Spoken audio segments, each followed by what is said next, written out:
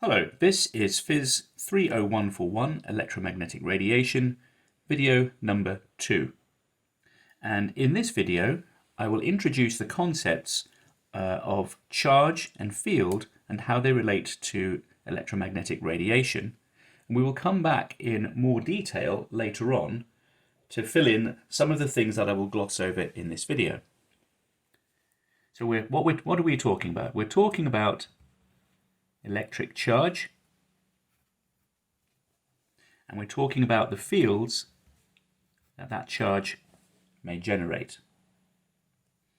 So I'll start by drawing a charge. It has some quantity of charge, which I shall denote as Q, and by convention we already know that a given quantity of charge creates a field around it, and I'm going to draw, to start with, some field lines. And look closely that I am not, to begin with, drawing any symmetry for those field lines. All I'm saying so far is that the total number of field lines, the total flux generated by that charge Q, is proportional to Q. The flux is proportional to Q. Now, by convention, we define the electric field as being the density, the number of flux lines per unit area. The electric field is proportional to flux divided by area. Now let's consider symmetry. We look at this charge and we consider that it is a point charge. What we mean when we say that it is a point charge is we can't tell which way round it's facing. Because we cannot tell which way round it is, we can therefore say that the flux and therefore the field should not vary dependent upon the orientation. So I can change that picture to one in which the electric field is now symmetric. So I have the same quantity of charge Q, but now my field lines, because of that symmetry statement, must themselves be symmetric around the charge. This allows us to go one step further, and we can now draw perhaps a boundary. This is meant to represent a spherical boundary because of course we are working in three-dimensional space. Let's place that boundary. We'll make it spherical to begin with, and we'll place it at a radius, a distance r1 from the charge. So I shall call that surface 1. And I should have drawn these field lines a little bit longer. I can draw another boundary further out. I shall call that surface number 2. So it's a closed surface like surface number 1. And it exists with at some distance, r2. And our statement about flux is as follows. If we count up the total amount of flux, the total number of field lines that pass through surface 1 is equal to the total number of field lines passing through surface 2. We're stating that the field lines are not broken. They must start and end on charges. So that's another statement. We can say that a field line passing through space must continue forever unless there is some charge at one end and a charge at the other end. Field lines cannot be broken. So if we think about that in terms of the electric field, we can say that if we add up all the electric field over that surface S, so this is over region 1, okay? That must be equal to the total amount of electric field over region 2. Over that closed surface. Now, because of our statement about the symmetry, we can say that, therefore, 4 pi r1 squared E1 must be equal to 4 pi r2 squared E2. So, whatever the electric field is at radius 1, it is the same regardless of which way round we're looking at the charge, so it must be a constant, and the total amount of that field must remain constant regardless of the radius. And from this statement, we can very quickly say that the electric field is equal to some proportional to the quantity of charge we have divided by 4 pi r squared, where r is now any distance from the charge, and of course there's a scaling factor where we are converting the conventional quantities for charge with the conventional units for electric field. So I think that's quite a profound statement. Now let's look a little more closely now and think about charges in motion. I'll draw my stationary charge. So we hadn't previously said it was stationary, but now let's say it's stationary. And in the stationary case, we have a symmetry. The electric field looks the same regardless of the direction we look at the charge. Now let's compare that, that's for velocity equals 0, let's compare that with some moving charge. So the moving charge now is moving with some velocity v in this direction. So there is now a preferred direction. There's no longer a requirement for the charge, for the electric field lines to be symmetric around the charge. Now I'm going to draw the field lines first, and I'm going to draw them as clustering closer to the perpendicular to the direction of the motion than to the direction of motion itself. So there are fewer field lines along this left-right direction than there are above and below. Why is this? Well, if we remember that we can transform coordinates according to a Lorentz transformation, you will see later that if a charge is moving with a velocity v, and of course v has to be quite high, near to the velocity of light for this to be a significant effect, the electric field lines become confined to an angle around the perpendicular to the velocity vector v. They become confined to a typical angle 1 over gamma.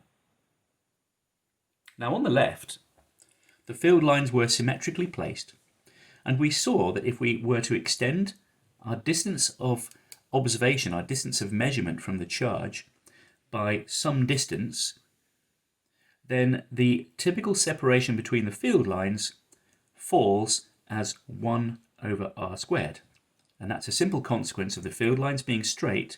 And if I imagine drawing one area close in and an equal area further out, then because the typical separation of the field lines falls as 1 over r in any particular plane, when you integrate over an area, the field line density falls as 1 over r squared. Now we do wonder whether that is the case when the charge is moving. Do the field lines still fall as 1 over r squared in any direction of observation? And the answer is yes.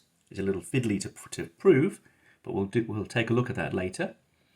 So the field lines still have a density that in any particular direction that we look, okay, so there are a lower density of field lines in these directions, but they're still there, of course. Regardless of the direction we look, we still see an electric field that falls as 1 over r squared when looking in that particular direction. But on top of that, we have a confinement of the electric field to some size 1 over gamma around a perpendicular to the direction of motion. This will be important later on when we consider radiation. Now let's look at a volume in which I place no charge at all. From our previous consideration, we said, and I'm just going to draw the field lines perhaps with some curvature on them. That's perhaps not a great drawing, but let's go with that for now. Our statement, which of course up here is Gauss's law, we said that the integral of the electric field over a surface is equal to the total amount of charge with some scaling factor. If that surface is closed, then Gauss's law is stating that the amount of electric field passing through any surface, regardless of whether there's a symmetry or not, the amount of electric field passing through a surface is proportional, strictly proportional to the amount of charge contained within it. So the corollary of that statement is that there is no charge inside some surface, then the same number of field lines must be passing into and out of that surface. Therefore, we can't have a situation where there is perhaps some number of field lines going in and out, but one field line going in and then terminating somewhere inside. For this to occur, this would imply there must be a charge inside the surface, and of course this should be negative. And of course we would imagine there must be some other imbalance on the other side, where that field line must come and terminate on that charge.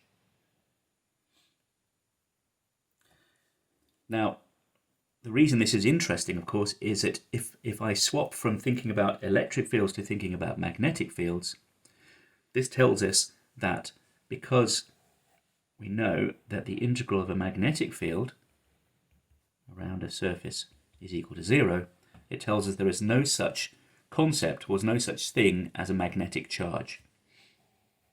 And this is always true.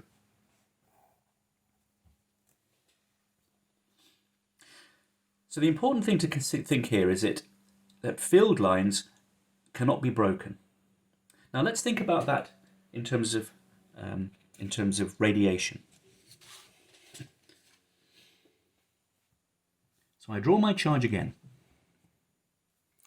and this charge may be in motion with some velocity v, and I've made the statement, which I've not yet proven, which is that the electric field, when observed in any direction, varies as 1 over r squared. Now, we will later see that electromagnetic radiation, if a charge is generating electromagnetic radiation, then the amount of energy contained in that radiation as it emanates away. So let's draw an equivalent picture. Let's imagine I'll draw some wobbly lines to indicate this is electromagnetic radiation.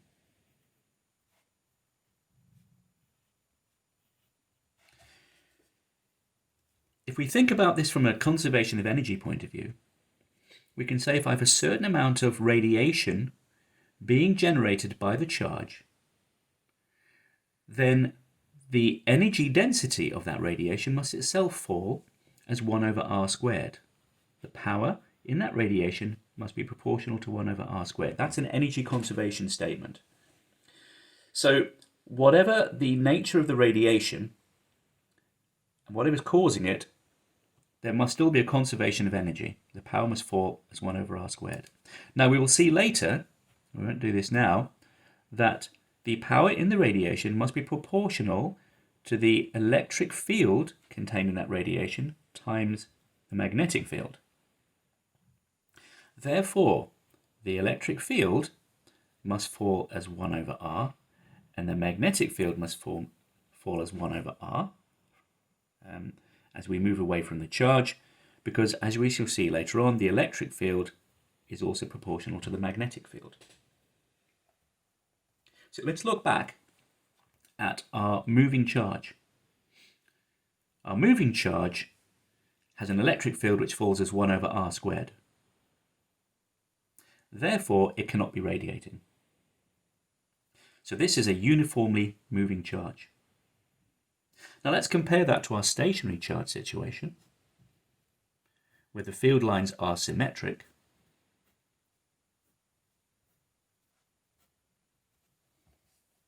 And it too has an electric field which falls as 1 over r squared. We do not expect a stationary charge to be radiating, because otherwise it would lose its energy in some manner. But from our consideration over here about the nature of what the electromagnetic radiation should be, which again we will look at later on, our stationary charge is not radiating. Now, of course, you already know that there is an equivalence. A uniformly moving charge can be compared to a stationary charge they're really equivalent situations, and all we've really done is change the frame of reference we're using. We can make a Lorentz transformation to change our viewpoint between these two situations. So we should not be surprised that if a stationary charge is not radiating, by which we mean it is not emitting photons, for example, if the situation on the left is true, there are no photons being emitted, we would expect that the number of photons is Lorentz invariant. The number of photons emanating from the charge should not depend upon whether we are moving with respect to the charge, which is a slightly subtle concept, but we'll keep that for now. That Lorentz transformation means that the uniformly moving charge and the stationary charge should be equivalent to each other, and they are both not radiating. And we can justify that again by saying that the electric field from radiation should fall as 1 over r, and so should the magnetic field, and we see neither of those things in this field pattern. So that's our statement. A stationary charge and a uniformly moving charge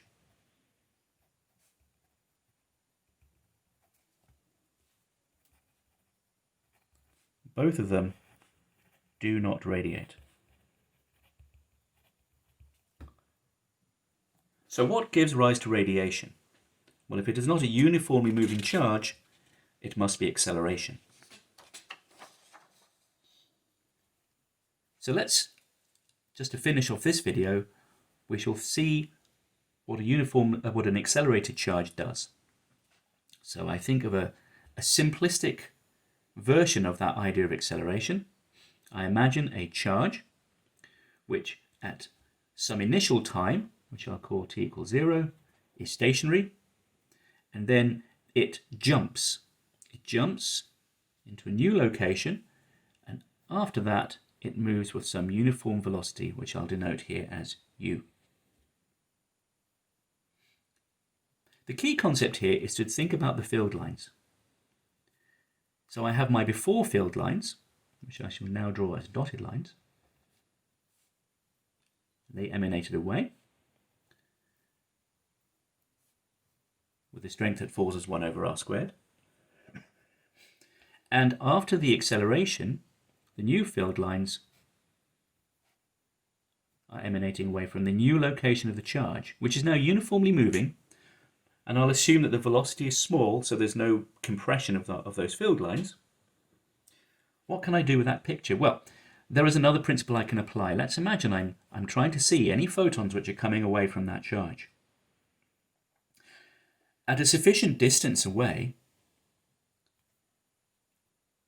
I haven't had time yet to see the delay. There must be some delay time between when the charge made its jump and when I can get to see it. So the distance to the charge must be important, that distance L. So until I've waited a certain amount of time, I can't see that the charge has moved, that the charge has accelerated. How long do I have to wait? I have to wait a certain amount of time t equals L over c. So my knowledge that the charge has moved is delayed by relativity. So I have to wait a time, this is called the retarded time, until I see the fact that the charge has moved. So there must be some kind of boundary of knowledge which occurs at some distance from the charge, which is dependent on when the charge accelerated and some amount of retardation. So I'm having to wait for that knowledge to propagate at the speed of light, that's a relativistic statement, until I can see that the charge has moved. So what does that mean? Outside that boundary, I haven't yet seen that the charge has moved, so the field lines I see are the field lines emanating from the old position of the charge.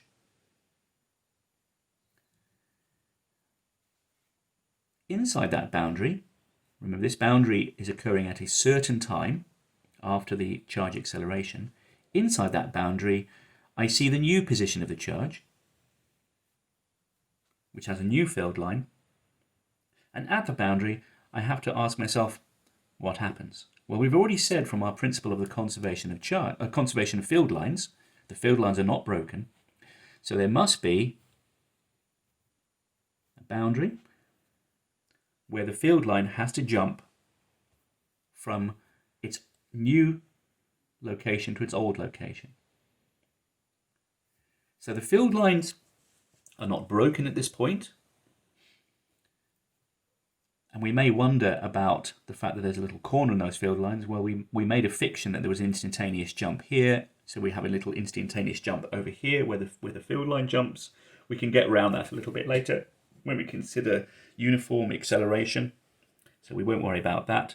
But the important thing is that the field line has made a jump at this point.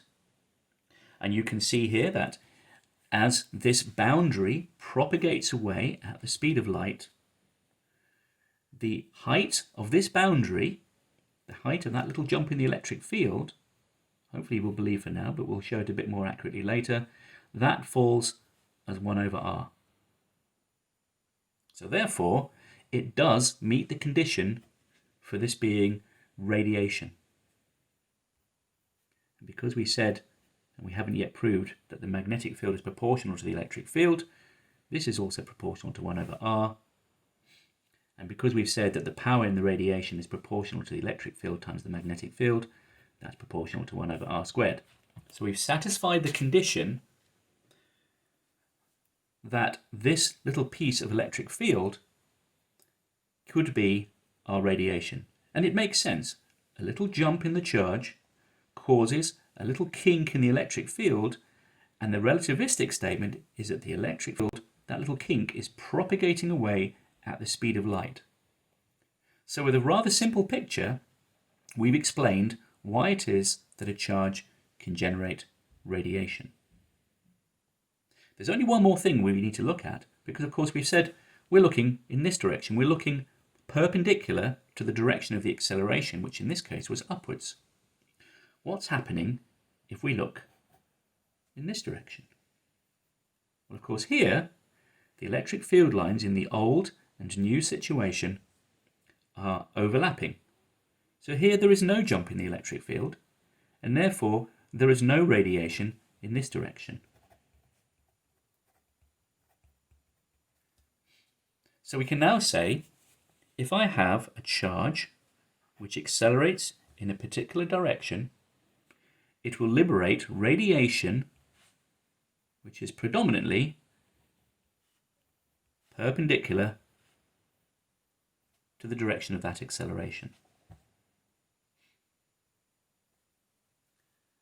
And hopefully you can appreciate by a geometric argument or a geometric consideration that we'll look at properly a bit later, we expect that the power is proportional to sine squared theta, because the electric field is proportional to sine theta. So that will do for now. Hopefully this will inspire you to go through some more of the detail, and in the next video we will look at the nature of radiation, and we will try to fill in those gaps where we stated how the electric and magnetic field in the radiation are coupled together.